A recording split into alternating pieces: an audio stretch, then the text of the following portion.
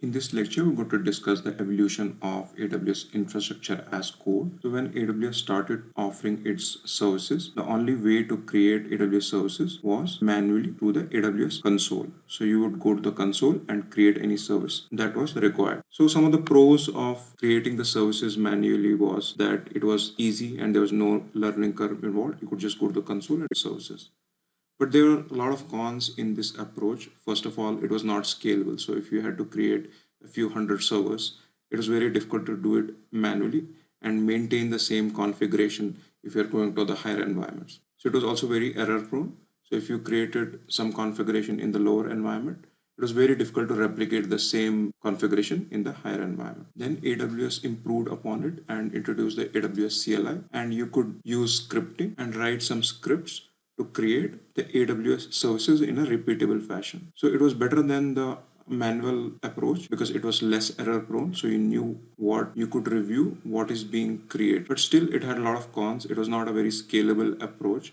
There was no rollback option, or you could not run those scripts through the CI/CD pipeline. Then AWS came up with AWS CloudFormation, which was a declarative approach where you could define the end state of your infrastructure. So it had a lot of pros. It was very scalable. You could roll back to the previous state. You could run it through the CI/CD pipeline. So it was a very good approach, but it still had some cons. You had to write a lot of code for creating the entire stack. Then there was also some learning curve involved in the sense that you had to learn YAML or JSON, which is used to write the CloudFormation stacks. And if you're an application developer who is writing code in, say, Java, Python, etc., then you had to learn a new language to create the infrastructure. Then AWS came up with AWS CDK, which is an imperative approach to writing infrastructure as code, as you can build the code dynamically. So there are a lot of pros of this approach, and that's why it's getting a lot of popularity. As we'll see going ahead, that you have to write a lot less code than AWS CloudFormation, and you can also create constructs which can be reused across the organization and which heavily reduce the burden of writing a lot of code for your infrastructure. Then there is also a shorter learning curve because you can write code in any programming language that you're comfortable with. So if you're an application developer and you write code in Java, Python, .NET, etc., then you can continue to write your application code and infrastructure code for AWS using the same programming language. So you don't have to learn YAML, JSON, etc. The only con of this is that it is still evolving. So right now it's in AWS CDK version 2. Earlier it was on version 1, but it is gaining a lot of popularity, and we'll see in next few lectures why that is the case.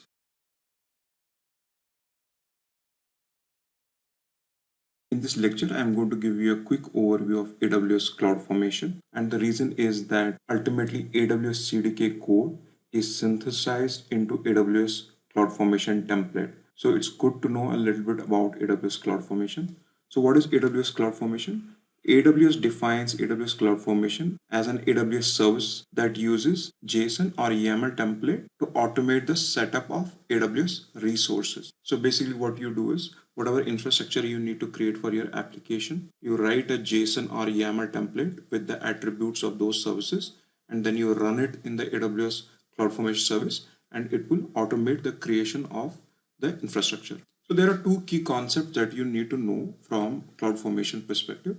One is a template. A CloudFormation template is a JSON or YAML formatted text file. So you can see here, there's a particular syntax that you need to follow. This is a YAML file that has been written to create two resources. One is the S3 bucket and one is the EC2 instance. The next key concept is stacks. So in CloudFormation, all the resources are created as a single unit called stack.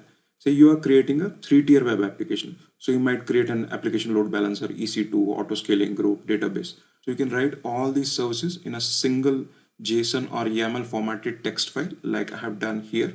So an S3 bucket and EC2 instance.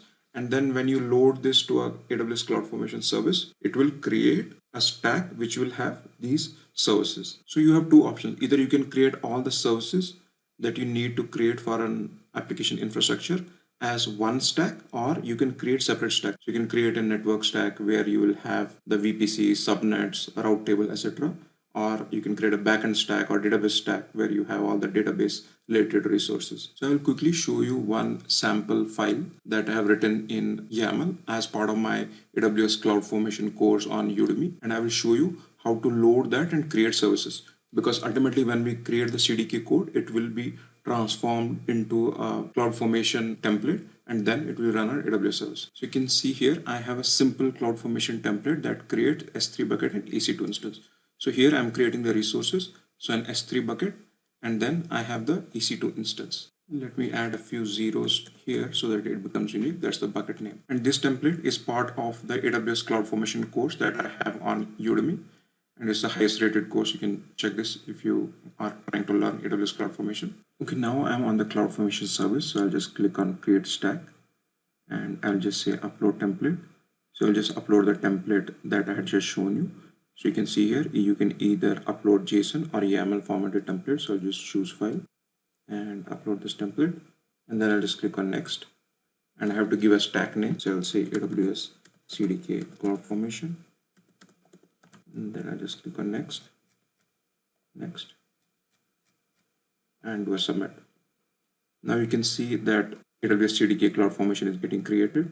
So here is some stack info, and then it will show you events on how the resources are getting created. You can see it started creating the EC2 instance and S3 bucket based on the names that we had given here. So you can see here the logical ID that we had provided, and this is our bucket name. This is our physical ID. You can see here the S3 bucket is complete. If I go to resources, you can see it has created the S3 bucket with this name, demo bucket 090700. And this is what we had provided here. And then we also have the EC2 instance. I can just open the EC2 instance in a new tab. You can see this is EC2 instance that is getting created. So it's still initializing. And now you can see our CloudFormation stack is complete. So the reason why I'm showing you this CloudFormation template creation is because as we will go ahead and learn that once you write the CDK code, it will ultimately be converted into a CloudFormation template like this. And then it is going to create a stack like this, and then AWS resources are going to get created. So hope this summary was useful. Thank you.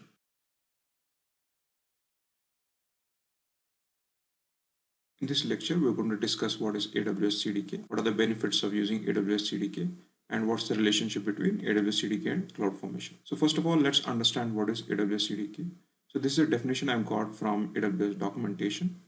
So AWS defines AWS CDK as an open source software development framework that is used for defining the cloud infrastructure as code. So this is very similar to AWS CloudFormation if you use that, or Terraform, which are both used for defining the cloud infrastructure as code. So what's the difference with CDK? The difference is that you can use modern programming languages such as TypeScript, JavaScript, Python, Java, and so on and so forth to define this cloud infrastructure as code. So let's take a look at the diagram here. So any AWS service that you are trying to build using the AWS CDK, what you can do is you can write the code using any of the preferred languages that we just discussed here. Once you have written the code for those services that you're looking to build, such as SQS, AWS Lambda, S3, DynamoDB, the AWS CLI converts that CDK code into a CloudFormation template. So you can use a command like AWS synth, which will convert that CDK code into the CloudFormation template.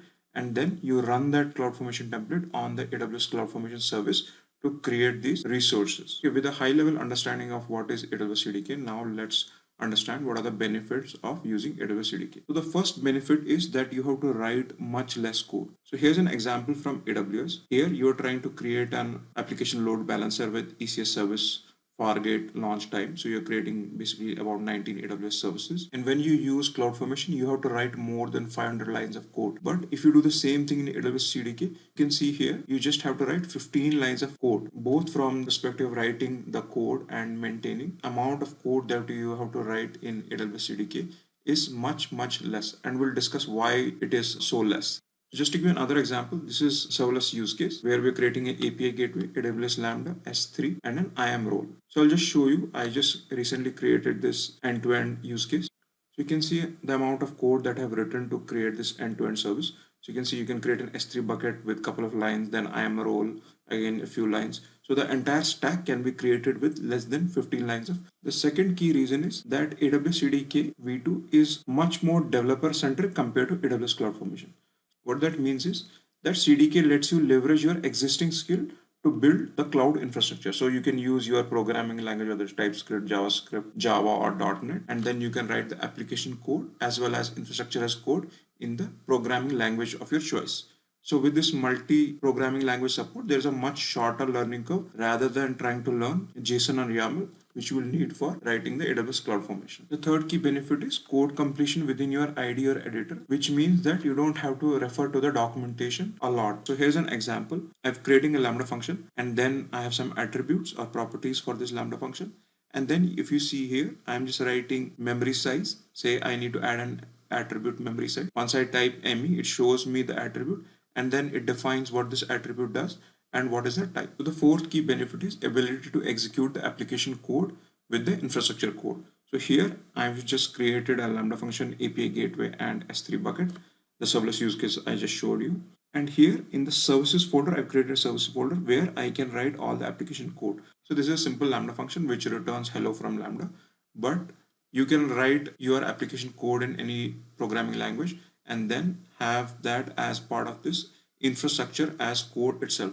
And how that helps is that now you can have your entire code, both infrastructure and application, run through the same pipeline, do the build, and then deploy. Finally, last but not the least, you can use high-level constructs from AWS CDK to speed up development and reusability. So AWS CDK is shipped with something called as AWS Construct Library. So these are basically modules that are developed by AWS for each of the AWS services that you are looking to create. And I'll just tell you how that helps speed up. There are three levels of construct: L1, L2, and L3. And as I will explain what these constructs do, you will be able to appreciate how it can help reusability and speed up the development. So the first one is the L1 construct. L1 construct does a one-to-one mapping to attributes that you would require in a CloudFormation. If there are 10 attributes that you would need in CloudFormation to create that service, same 10 attributes you would need in AWS CDK. And they start with CFN and sometimes are referred as CFN constructs. But if you're using a lot of L1 construct, that means you're not getting the benefit of AWS CDK because you are writing the same amount of code. So you would very rarely use L1 constructs. If there are no L2, L3 constructs, then you are going to use L1 constructs, but that's very rare. So next level, and which are used quite extensively, are called as L2 constructs. So for L2 constructs, you don't need to configure every attribute. Instead, AWS provides you with what it calls as sensible defaults to easily spin up a resource. The use case I showed you earlier, API Gateway, Lambda, and S3. So when I was trying to create that stack, I created 4 services, the IAM role, Lambda function, S3, and API Gateway. But a lot of other services such as ability, for API gateway to invoke Lambda function. That permission was automatically generated by these constructs to allow API gateway to invoke the Lambda function without me having to define that. So it will come up with a lot of sensible defaults that will help you write less code. And then finally, there are L3 constructs. So L3 constructs are more like patterns. So if you are trying to define, say, application load balancer, Fargate, and DynamoDB, so it will give you a pattern which would have already a lot of these sensible defaults that will be defined. So you'll have to write much lesser code, and you can use some of these patterns that have been created through the L3 construct. So I hope it's clear what are the benefits of using AWS CDK. Now let's understand what's the relationship between AWS CDK and CloudFormation. So AWS CDK, first of all, is used to write infrastructure as code, and similarly CloudFormation. So that's pretty much similar.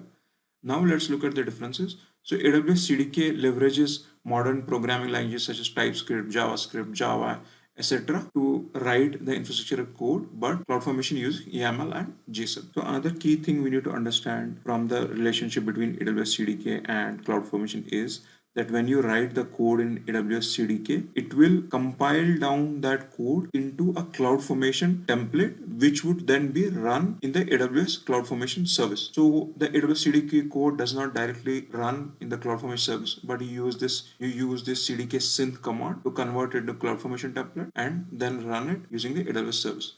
Then finally, CDK leverages all the CloudFormation benefits such as safe deployment, automatic rollback, and drift detection.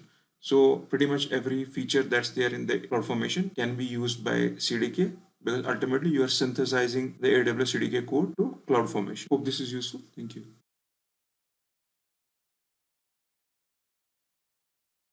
In this lecture, we're going to talk about some of the basic concepts related to AWS CDK. So this is going to be a more of a theoretical lecture, but nonetheless, these are some important concepts that we should know before we start doing hands-on. So there are four key concepts that you need to know related to AWS CDK. The first one is the app, then you have the stacks, then you have the construct, and finally you have the AWS services. So let's go through each of them and try and understand what is the role of each of them. The first key concept is the app. So app serves as the project deliverable scope. Let's assume you're creating a three-tier architecture and you need multiple AWS services to run that application. So all the services that you require to be created as part of that would be contained within the app. So it's the scope of that project that defines the app. An app is a container for one or more stacks. I know we haven't discussed the stacks as yet, but just assume that if this is the app, then within this app you can have multiple stacks, and stacks within a single app can easily refer to each other's resources. So if you have stack 1 here and stack 2 here, and it has some AWS resources and it has some AWS resources, then they can refer to each other. Okay, next is the stacks. So stacks are unit of deployment in CDK, which are called as a stack. If you have worked on CloudFormation, then you must be aware of the concept of stacks. Say you are creating a three-tier application and you are creating AWS resources to host that three-tier architecture. Now you might have certain security related services such as IAM role or security groups, and then you can combine them together to create an IAM stack and have that as one unit of deployment. Similarly, you might require some networking resources such as VPC, subnet, route table, so on and so forth. And what you can do is you can combine them together into networking stack and create all the networking resources as part of that stack or unit of deployment. Similarly, you can have database stack where you have all the database resources, and you can create and combine that one unit of deployment and call it as database stack. So you have an option. You can either create all the services that you need for that three-tier architecture in one single stack, or you can create multiple stacks, and there are advantages and disadvantages of both. So now let's move on to the third one, constructs. So constructs are basic building blocks of AWS CDK apps. So what AWS has done is they have created these modules for each AWS service, and you can import those modules into your code and then just provide some attributes and create that AWS service. Say for example, you're trying to create an S3 bucket. So what AWS has done is it's created a construct module for AWS S3, which you can import into your code and then just provide some attributes, and the rest of the attributes are taken as defaults, and you can create that AWS service. And the collection of these constructs are together called as AWS construct library. So as we discussed, construct can represent a single AWS resource, or you can create multiple related AWS services as part of that construct. And there are different level of constructs. So if you can see, there is an L1 construct which has one-to-one mapping with CloudFormation. So you need to provide all the attributes that are there in CloudFormation in AWS CDK. But the most popular one is the L2 construct, where AWS has configured some sensible defaults and rest of the configuration you need to do. So you can really speed up the development and reusability. And the level 3 constructs is where you create some kind of pattern. Say one of the patterns could be, as I've shown here, an application load balancer, Fargate service construct. So it will come with an ALB and container such as Fargate and some of the other services that you need to create this kind of a pattern. Okay, finally, it represents a cloud component and encapsulates everything CloudFormation needs to create the component. So as we discussed, it creates a lot of sensible defaults as AWS calls it, and you provide only few attributes. The rest of them is taken as default, and that can really speed up your development. So finally, we have the resource. It's an instance of resource using its corresponding construct. So resource would be like S3 bucket, Amazon DynamoDB, Lambda function, or whatever AWS resource you are trying to create. So while creating any resource in AWS, you need to think of three things. The first one is the scope, the second one is the logical ID, and the third one is the configuration or properties related to that AWS service. Let's assume you're trying to create an Amazon SQS queue. And let's take a look at the code here. So first you are trying to create that queue. The first thing you need to pass is the scope as we discussed here, and that scope would always be this. The second one is the logical ID. So logical ID again is a CloudFormation concept where logical ID is used to reference other AWS resources within the CloudFormation template. So you can give any name you want, and here we have given that as my queue.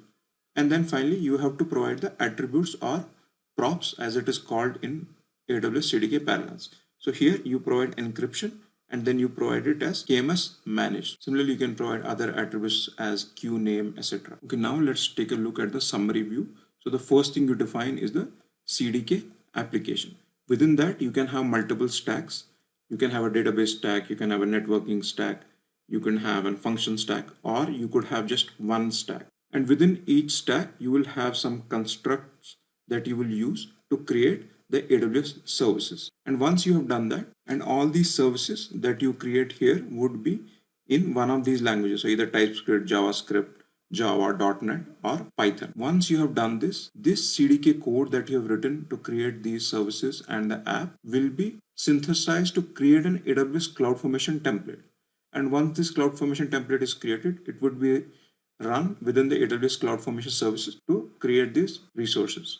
So what you do is you write the CDK app source code. Here is another view on how this code is executed.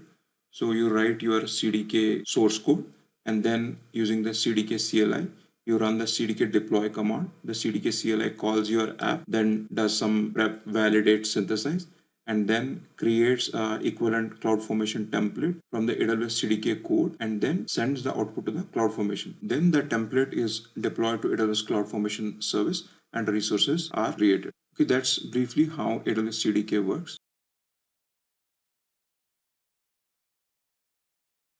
Before we get started on doing hands-on with AWS CDK, there's something important we should know, and that is the project structure that gets created once you initialize the CDK app. So let's go through and understand what the project structure looks like. So I have noted down a few steps. Don't worry about these steps for now. All I want to show you is the project structure that gets created and what does each directory and file in this folder structure mean. So the first thing I will do is I will create this S3 demo folder on my local, and then I will open it in the Visual Studio Code Editor. So I'll just create a folder called S3 demo. So let me do that. And now I will open it with the Visual Studio Code Editor. So I have opened my Visual Studio Code Editor and I will just open this folder. Okay, now I will just open the terminal here, new terminal. Next thing I'm going to do is I'm going to create a directory CDK S3, and then I'm going to cd into this CDK S3. Don't worry about these commands for now. We're going to do that extensively later in the course. For now, I just want to show you what the folder structure looks like when you initialize the CDK app. So I'm going to say mkdir CDK S3, and I will do a clear. Then I will do cd into CDK-S3. So okay, this is blank, so I did an ls. Now the next thing we're going to do is we're going to initialize the CDK app and say CDK init app -- language TypeScript. So we'll say CDK init app -- language and TypeScript. Now you can see it's doing the installation, and we'll soon see project structure that's been created. So this is what I want you to focus on, not on those commands, because that we're going to do extensively as we go ahead. Okay, now you can see it's all complete and we have multiple folders that have been created. So you have the bin, you have the lib, and there's some other files that have been created. So what I've done is I've pasted this on this PPT, and I will show you from both console as well as this PPT what all this means. So this is what it looks like that we just saw in the code editor. Now let's go step by step and see what each file does and what it means. So the first file we need to look at is this one, cdk.json. So it's here, so it gets created here.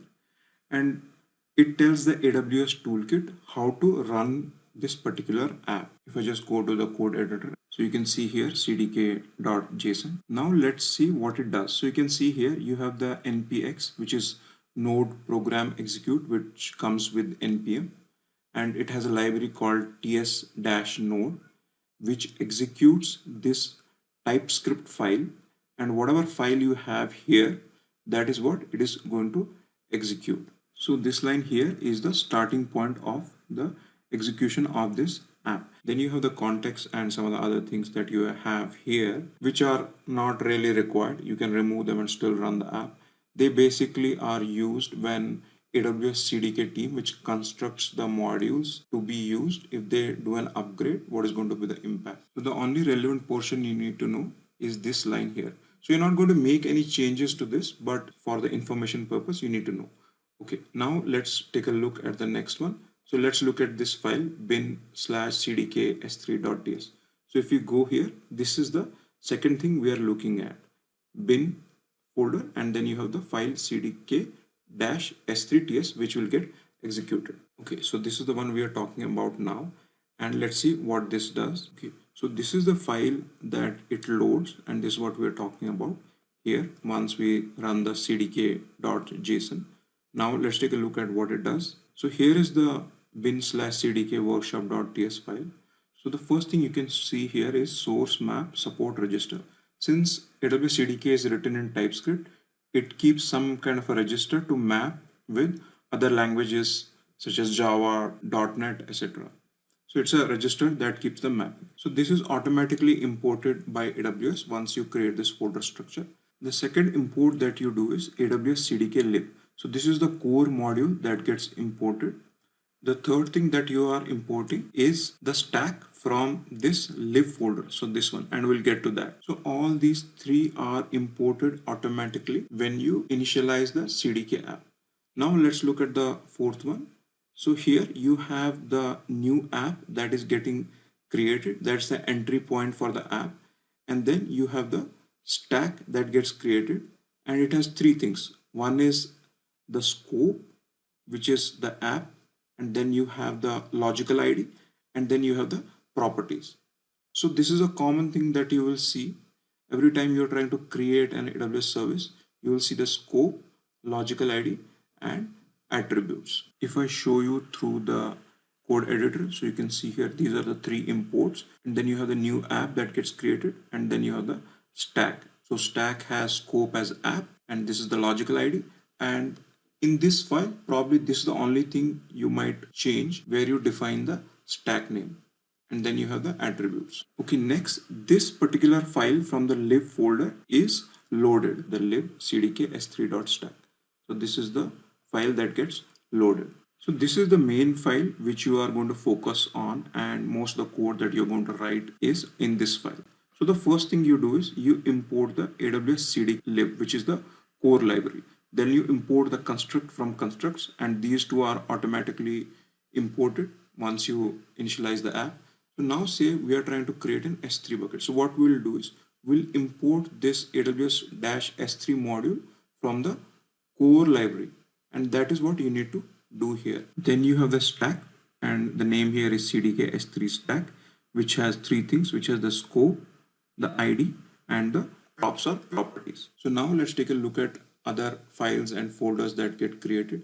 Probably you're never going to make any changes to these, but it's good to take a look.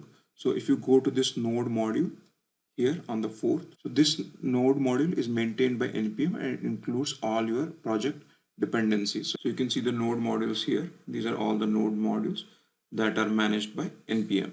The next one is the test CDK -S3 test. You can see here, and you can include all your test files here.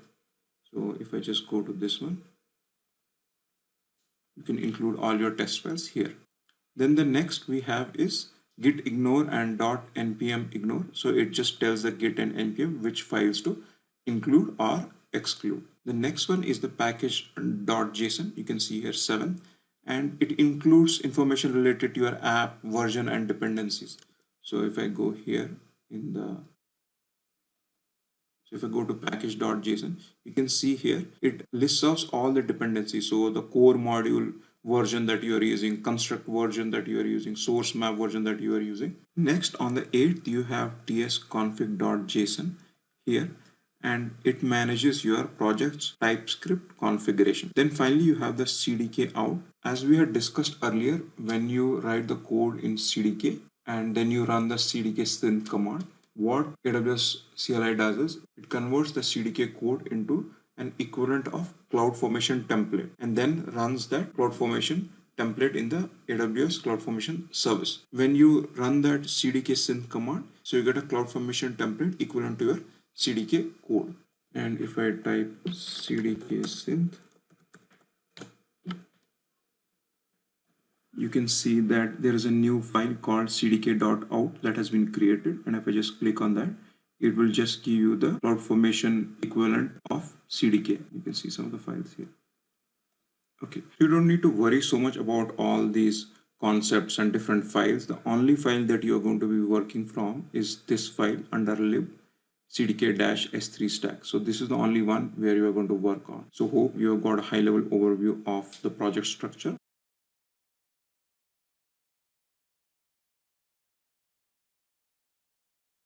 In this lecture, we're going to create an S3 bucket using the AWS CDK v2, and we're going to provide properties such as bucket name, version, public read access to this S3 bucket. To help expedite the learning of creation of any AWS service using the CDK v2, I've created a step-by-step guide which we're going to follow for creation of the initial few services. So now let's take a look at the guide. So the step one that we are going to follow to create the S3 bucket. So first thing is we're going to create a folder on our local drive. Then we're going to open the folder in the Visual Studio Code editor. And the third thing we're going to do, going to open the terminal in the Visual Studio Code. So let's do that. So I'm on my local drive. So I'm just create a folder called as S3 demo bucket. And the next thing I'm going to do is I'm going to open the Visual Studio Code editor. I'll just go to file, open folder. So I'm going to open this folder. So now you can see I have opened the S3 demo bucket here. So I'm going to go to terminal and open new terminal. Now let's take a look at what's the second step that we need to follow. In the step 2, we can see we're going to create the app. For that, we have to first create the directory infra. In most organizations, you create two directories, one infra for the infrastructure code and then services for the application code. In this case, we're creating an S3 bucket, so we don't have any application code, but say if you're creating a Lambda function, then you'll have to create two directories, infra and services. For in this case, we're going to create on infra directory. With the mkdir infra, you create the infra folder, then you change directory and cd into this infra directory. And then finally, we're going to initialize the app using the cdk init command. So the command that we're going to use, cdk init app -- language, and then you put the language of your choice. So that will be TypeScript in our case. So let's do this. So I go to Visual Studio Code editor. So I will say mkdir infra. Then I'll do cd infra. Now you can see I'm in the infra folder, so I'll do a clear. Now let's initialize the app. So I'm going to run cdk init app -- language and TypeScript.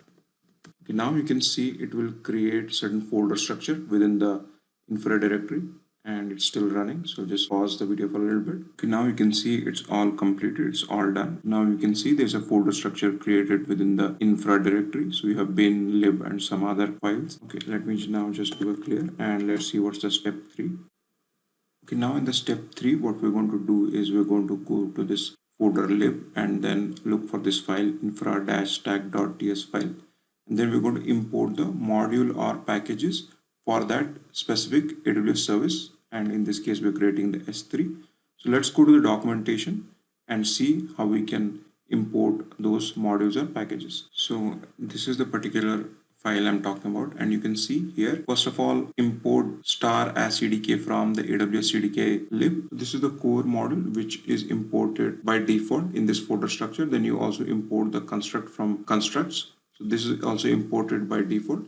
Now what we have to do is we have to import module for S3. So if I go to Google and search AWS CDK v2 S3, it should take me to the documentation. So here am I. Now you can see here, so you have the overview. We are on the overview page, and here it shows for TypeScript how it should be imported. So AWS CDK lib, that's the core module, and then AWS S3. So let's just import.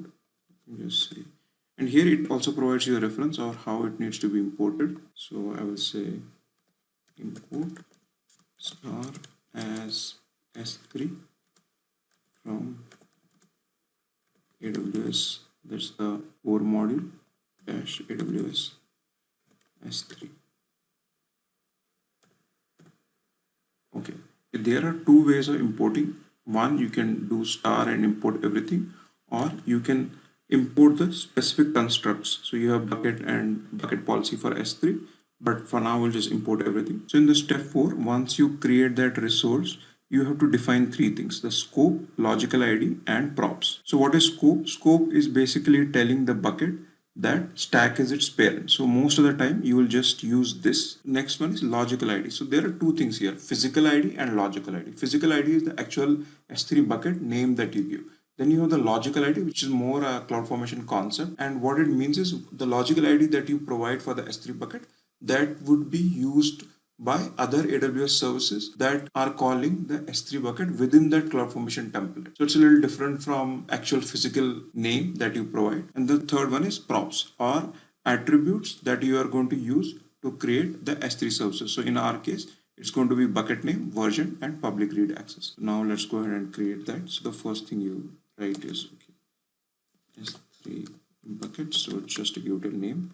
Then you will just say const, and let's say it's called like S3 demo, so you can give any name, bucket. Okay, so then it will be equal to new. You have imported S3, so we'll say S3 dot, and it just give me all the options. So we had the construct as bucket. So if you see in the documentation, so here is the bucket construct that we're using, and it gave me that option. So we'll just put a bracket. Then scope, then I just do a scope, comma. Then I have to provide a logical ID. So logical ID, let's say S3 demo bucket 01 2022, and I will say comma. And then we have to provide the attributes. So let me just put the brackets here. The first thing that we're going to define is, let's take a look here. So we'll say bucket name, version, and public. So if I go to the documentation, I go to this construct bucket that we're using, it will show you all the properties that you can use for S3 buckets. So you can see access control, auto delete, tells you a little bit about what that does. And if you see the question mark here, it shows that this property is not mandatory. If there is no question mark, that means it is mandatory. So you have the bucket name, and you can see it's string, and there's some other properties as well. Okay, now let me go back. So I will say bucket, and when I just type, you can see it auto-complete. So here's the bucket name, and I will say demo S3 bucket, and it needs to be unique, otherwise it will fail. So now I just put a comma, and the next thing is, let's say version. So version, and it gives me that option, and it also tells me it's a boolean. So this is a version. Let me say true. And the next one, I will say public read access. So it gave me an option. Again, you can see it's showing here, it's a boolean. Okay, great. I think that's pretty much it. Now let's see what's the next step. The next step, step 5, is an optional step. You can do the build of this app by running the npm run build. It's an optional step because AWS CDK toolkit will anyway do that, but it's a good practice to run it now so that it can catch any syntax or typo errors.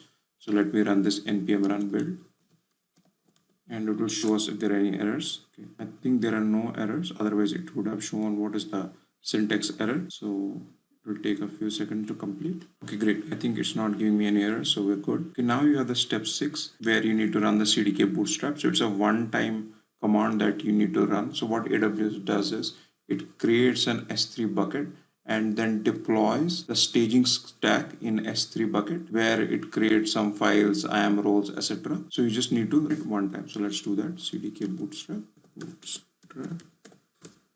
So it's going to run for a few minutes. So you can see now this bootstrap command has run and it's complete. So if I go to AWS CloudFormation service and I'm here, you can see it's created a CDK toolkit stack. So if I just open this, you can see some resources that I've got created, like S3 bucket, some policies, IAM roles, etc. Now let's look at what's the next step. Next, we're going to run the CDK synth command. What synth command does is it synthesizes an AWS CloudFormation from our CDK code. So as you are already aware, when you write the CDK code and run this command CDK synth, it will convert all that code into a AWS CloudFormation stack, and then we're going to run that in the AWS CloudFormation service. So let's run this CDK synth. I will do a clear and CDK synth. So it's going to take a few minutes. Okay, now it's complete, and now let's go to the next step. So the next step is, okay, now let's go to the 8th step, and which is running the command CDK deploy. So what CDK deploy does is it deploys the stack using the AWS CloudFormation. So let me run CDK deploy. We do a clear.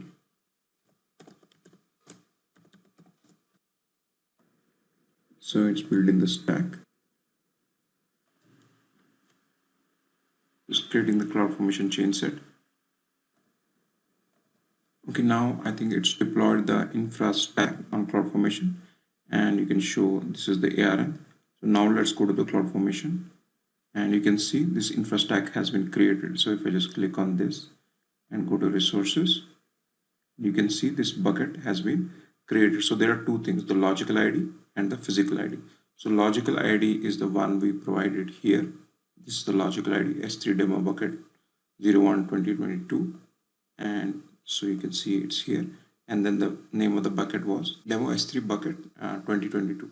So it's the full date, and you can see this is the demo S3 bucket. So you can just open it here, and you can see this is the bucket here. So we can check one of the properties, like let's take a look at the versioning. So we'll take a look at properties and bucket versioning. You can see it's enabled, and we had highlighted it here as true. So now let's make a change and see if that works. Let's take a look at the next step before that. So if you want to modify the app, then you can run the CDK diff command and see what are the changes that have been made, and then you can do a CDK deploy. So let's change this from true to false. Okay, it's giving me that autocomplete option. So let's do a clear, and then let's run CDK diff to see the changes before doing the CDK deploy. Okay, now it's already complete, and you can see here it's showing the changes that I'm making to the version configuration. So status is enabled. So now this change is complete, and you can see that it is showing me the changes that we are making. So now let me say CDK deploy to implement these changes. It's still publishing the changes. So creating the CloudFormation chain set. Let's see if there is any change here. Not as yet. So it's doing an update. Okay, so it's doing an update in progress. So it's doing some changes. So let's take a look at the events. Okay, here showing as update complete. Okay, great. I think it's completed those changes. Now let's see if those have been implemented. So I'll go to this bucket again. We had to change the versioning from true to false. So let's see if it's false now. I'll go to properties, and you can see the versioning has been suspended now. The last thing we're going to do is we're going to run the CDK destroy command. So that deletes this particular stack so that we don't incur any charges. So let me just do a clear and write CDK destroy. Okay, it's asked me if you want to delete the stack, so I'll say yes.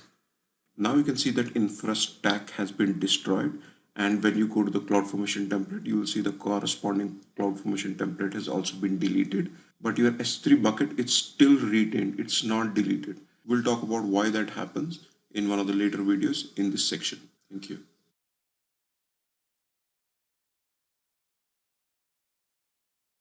In this lecture, we're going to create a DynamoDB using the AWS CDK v2. So some of the properties that we're going to use are going to be partition key, read capacity, write capacity. And then once we create the DynamoDB table, we're going to add an additional attribute called as table name. So we're going to use a step-by-step guide that I've created to create this DynamoDB table to expedite our learning. This is the step-by-step guide that I've created. So let's look at the step one. In the step one, we're going to create a folder on our local drive. Then we're going to open the folder in the Visual Studio Code editor, and then finally we'll open the terminal in the Visual Studio Code. So let's quickly do that. I'll create a folder on my local drive. So let me call it as CDK DynamoDB. Okay, now let me open my Visual Studio Code editor and file. So I'll just say open folder and open CDK Dynamo. DB, lit folder, and then I'll just open the new terminal from here. Now let's take a look at the next step. In the step 2, we're going to create the app. So we're going to first make a directory infra, and then we're going to change directory to that particular infra, and then we're going to initialize the app using the CDK init command. And for that, we run the CDK init app -- language TypeScript. So now let's just create the app.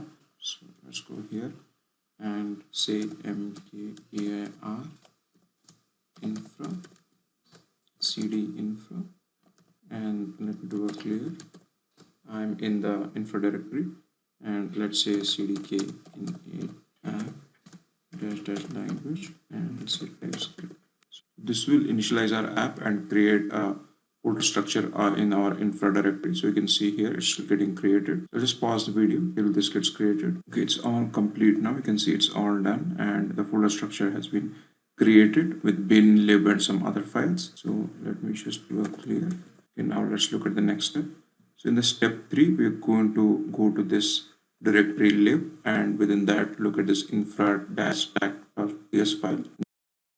Then we are going to import the module or package for the service being created. So in this case, DynamoDB from the AWS documentation in this link. Let me just show you the file first. So you don't have to make any changes to any other file except this lib. So if I just click on this, and this is the file that you have to modify. You can see there are already some imports. So you are importing the AWS CDK.lib, which is the core module. Then you are importing the construct. So this is imported by default. Now we have to import the service that we're going to create. So if I go to Google and I say AWS CDK, rather than S3, I have to say DynamoDB. Okay, so here am I. So you have to go to V2 version rather than the V1. Okay, click here for V2. Now here you can see that you have to import this particular package or module. This is the core library, and this is the module we are going to import. And then we are going to look at the construct. So you can see for DynamoDB there's only one construct, which is the table that we are going to create. So but let's first import this module. So what we're going to say is import, and you can see there's some sample code that's written here. You can use that star as DynamoDB from AWS. So this is the core module dash AWS DynamoDB, and it is giving me autocomplete, so I'll take that. Okay, great. So you can also see that there is some sample code that's here, and there are two ways of importing. One, you can import the specific construct table if there are multiple constructs, or you can just import everything. So we're just going to import everything. Now the next thing we have to do is, let's take a look. So in step 4, we have to define 3 things. We have to define the scope, logical ID, and props. So you can see here in this sample example. So for the scope tells the DynamoDB table that stack is its parent. So it's mostly this, and then you have to define the logical ID. So logical ID is a CloudFormation construct wherein it is used to reference the other services within the CloudFormation template. So you have the physical ID and you have the logical ID. Physical ID is the actual name of the service. So if you are creating S3 bucket or DynamoDB, that's the actual name of that table that you define. But logical ID is something that is used by CloudFormation to reference other services. So you have to provide logical ID. And the third one, props, is the attributes that you're going to define. In our case, these are the attributes that we are going to define. So now let's go to the documentation and take a quick look. So I go to the construct. Here I have the table construct. You can see all the properties that have been defined here. So construct props. So the partition key, billing mode, and it tells you what that property does. And if you have a question mark, that means it's an optional. But if you don't have a question mark, that means it's a mandatory field. Now let's take a look. So let's see what we were trying to define. Partition key, read capacity, and write capacity. So let's say DynamoDB table. Okay, now how we define it, and you can see there's a sample code here. So we'll say, and let's give it a name, demo. We'll say equal to new. Then we'll say what we imported. So we'll say DynamoDB dot, and then we give the name of the construct. So you can see here it's giving me options. So I'll choose table. If you go to the documentation, you can see here the construct is table. And then we'll have this. We discussed that the scope. Then we'll give the logical ID. So let's say db logical ID, and then we'll just give curly brackets, and here we'll define the props. So I'll say read, and you can see it's giving me option. It's also telling me that it's going to be a number.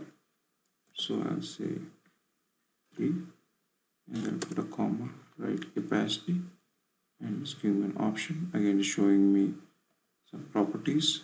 So let's say 3, and then we have to define the partition key. And as you saw, partition key in the documentation is mandatory. Now if I just click on the partition key, in the meantime let me just write partition key here. Okay, so I just, let's see, so here's a partition key, and let's see what are the attributes that it has. So it has 2 attributes, name and attribute type. So just to be clear what it means, let me just show you the creation of dynamic table through the console. So when I do a create table, you can see when I'm defining the partition key, there are 2 things we have to define. So we have to define the name, and then we also have to define whether it's a binary, number, or string. And that's what it's trying to show here. So you have to define the name, and then if I go to attribute type, you will see it's an enum with 3 options: binary, number, and string. And it also just gives an example of how to define that. So here's the partition key, then you put the name, and then you define the type. So let's do that. So let's say name, and it's a string. So let's say customer ID, and then you just do a comma, then you just say type, and it comes from here. So you can see, so the name, and you have the type, and so you say dynamo db dot attribute type, and again this is coming from here. So we had imported the DynamoDB from here, and then you have attribute from here, and then we had the enum. So you can see here either binary, number, or string. So you can just say number, and I think that's pretty much it. So I can do a save, and now let's take a look at the next step. Okay, so we can do the build the app. We can run npm run build. It's an optional step. So if you don't do that, AWS CDK toolkit is going to do that. But it's a good practice to build manually so that you can catch any syntax or typo errors. So let's run npm run build. Npm run build. Okay, so it's not showing me any errors. If I had any syntax error, it would have shown me. Let me just do it clear. Okay, next we're going to run the one-time CDK bootstrap command that basically creates an S3 bucket and then use that as a staging stack. So let's do that. CDK bootstrap. And if you have been following along and had created S3 bucket in the previous lecture, then you don't need to run this bootstrap command. And now you can see that it's been bootstrapped. So if I go to AWS CloudFormation, you can see a new stack has been created. So if I go to resources, you can see all these resources in S3 bucket, IAM role, etc. have been created. Now let's take a look at the next step. So the next one is CDK synth, where we're going to synthesize an AWS CloudFormation template from the CDK code that we have. So let me just do a clear. This is CDK synth, and I'll just wait. It creates an equivalent CloudFormation template. Okay, so it's created an equivalent CloudFormation template. Now the next step that we have is CDK deploy, which will deploy the stack to the CloudFormation service. Clear. CDK deploy. So just still building the stack. If we go to the CloudFormation, let's see if there is something happening here. Okay, don't see anything. So we don't see anything in CloudFormation as of now. We're still creating the CloudFormation chain set. Still in progress. Okay, now you can see that it's complete. So this is the ARN for the stack. If I go to CloudFormation, let's see if I can see somewhere here. Okay, you can see this infra stack has been created, and let's go to resources. You can see DynamoDB table has been created. So if I just go to this, it should show me the table. You can see this is our table name. We are not providing any table name, so that's just given us some randomly generated table name. Now let's see if we can modify and give it a table name. So let me go here and just put a comma. Let's say table name, and you can see here table name. So let's say demo table name, and so we'll say again CDK diff to see the changes. You can see here CDK diff tells you all the changes that you have made to this particular stack, and then it will ask us if you want to make those changes. Okay, you can see here it's giving me the change that I'm going to make. So it's saying demo table name, and you can see it also tells us it requires replacement. So that means that the earlier DynamoDB table that it had created is going to be replaced by this demo table name. So we'll say CDK deploy our stack, and it's going to completely change the table name. It's going to replace the table name. So it's deploying the assets. I waited for a few minutes, and now you can see it has deployed the stack. It actually took about 1 minute. And let me just go to the CloudFormation and let's see what it has done. It's updated the stack, update complete. And now you can see the physical ID. This is the logical ID, and this is the physical ID, which is the name of the DynamoDB table. So if I just click on this, you can see this is updated to the new table called as demo table name. Okay, now we're going to do the last thing. We're going to destroy this stack so that we don't incur any charges. So I'll do clear and CDK destroy. It's asking me if I want to destroy the stack, so I'll say yes. Okay, now you can see it's destroyed the stack, and if I just go to CloudFormation, yeah, you can see it's completely deleted that stack. The only stack it has is the CDK toolkit, which we created through the bootstrap command, which is the intermediate staging area that it creates. Thank you.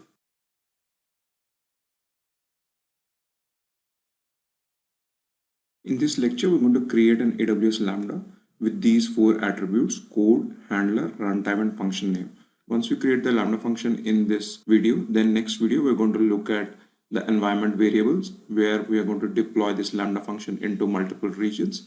And then finally, we're going to create a CloudWatch alarm for Lambda with these attributes. The next few lectures, we're going to focus on creation of Lambda using AWS CDK, environment variables, and then CloudWatch for Lambda. So now that we have created multiple services using AWS CDK, so I have a summarized version of the steps to create these resources. So the first step that we're going to do is we're going to open the new folder in the Visual Studio Code editor and then open the terminal. In the next step, we're going to create 2 folders, infra and the services folder.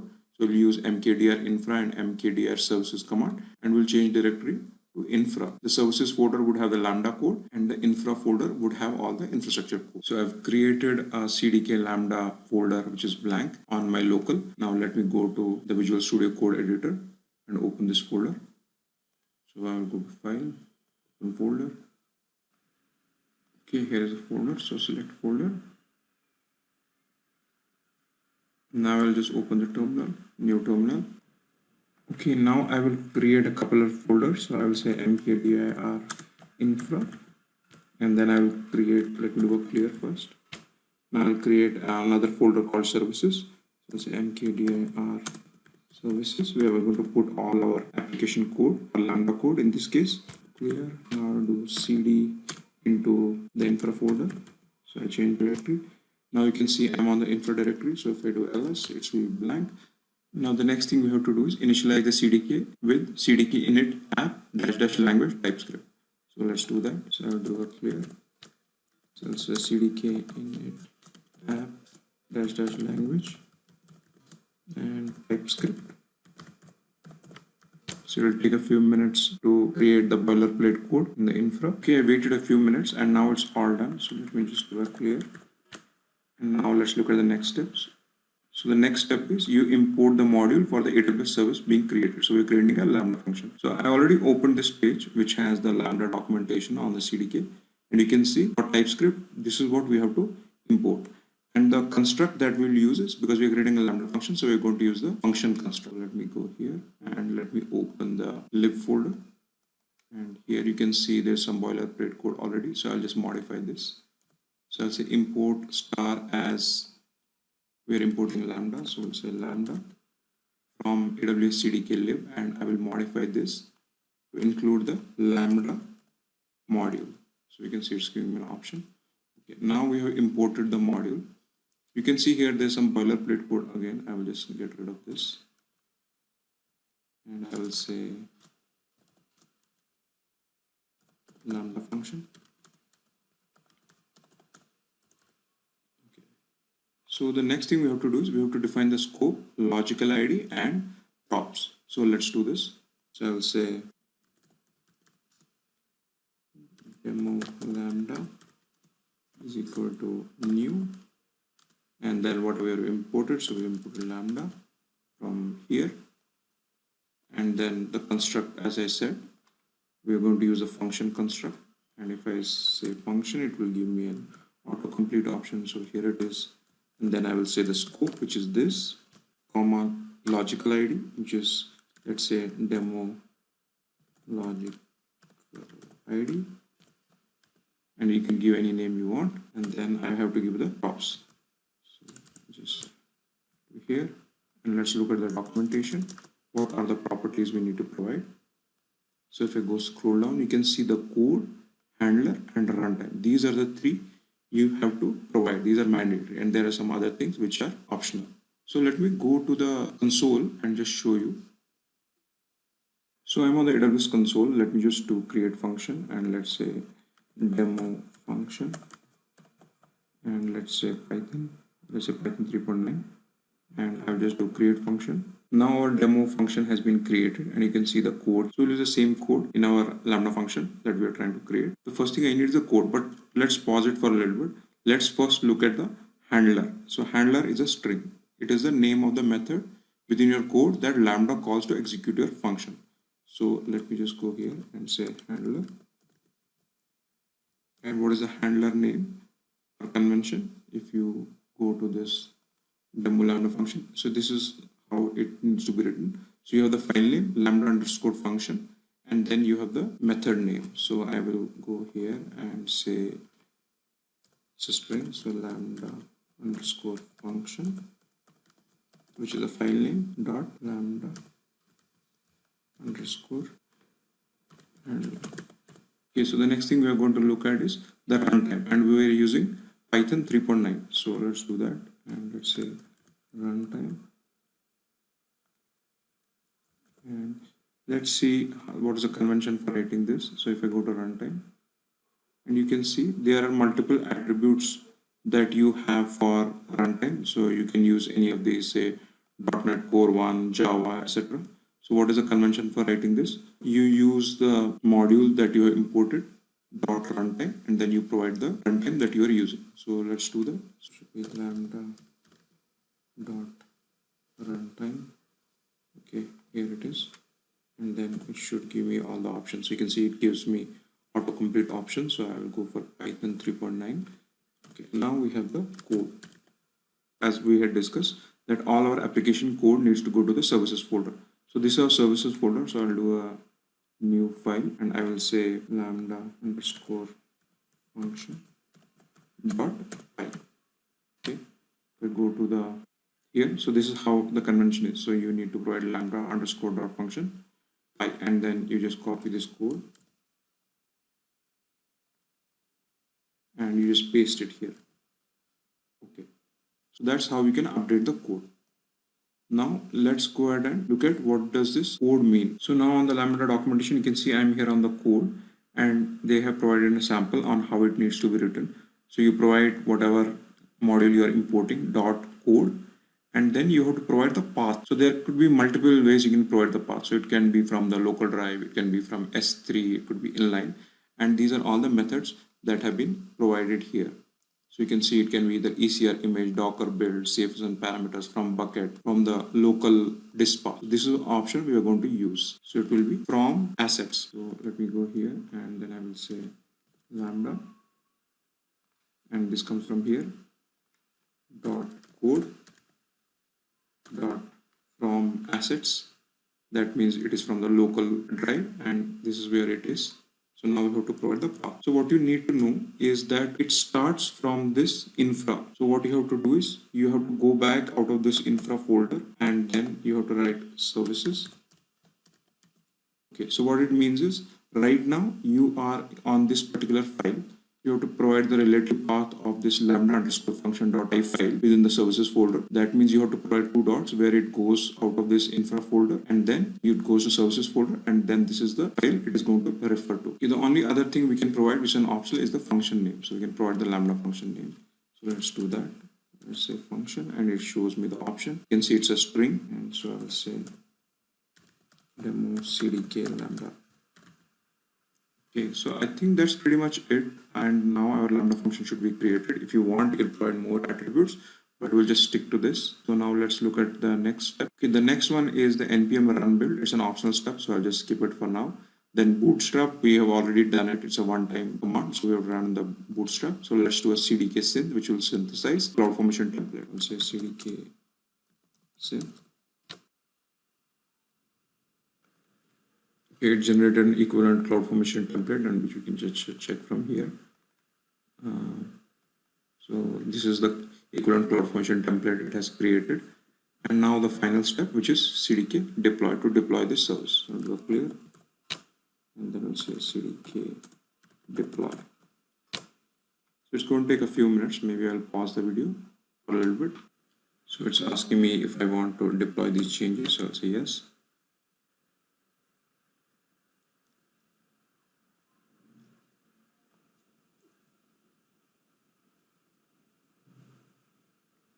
So I can just check the CloudFormation. So you can see infra stack, it's in progress.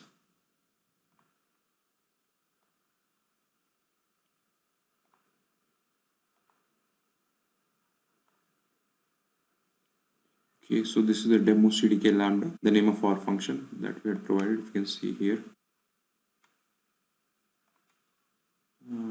demo CDK lambda.